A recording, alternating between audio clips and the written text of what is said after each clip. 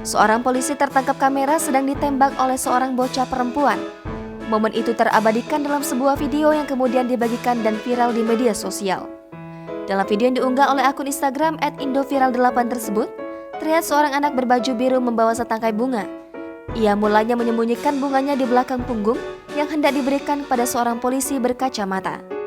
Setelah berada di dekat polisi yang dimaksud yang merupakan sosok aparat pria berkacamata, sang bocah dengan lugas berlutut dan menyodorkan bunga kepada sang polisi tersebut. Mendapatkan kejutan tersebut, sang polisi pun tampak salah tingkah dan malu. Namun ia dibujuk oleh teman-temannya untuk tetap duduk dan seakan membiarkan prosesi menembak itu berlangsung.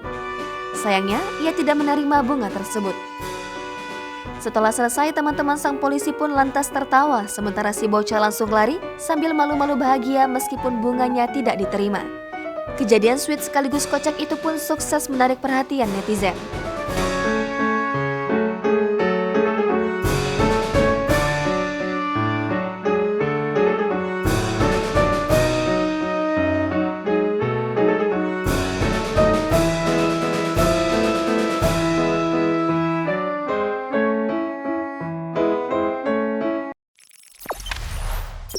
Jangan lupa subscribe, share, komen, dan like ya.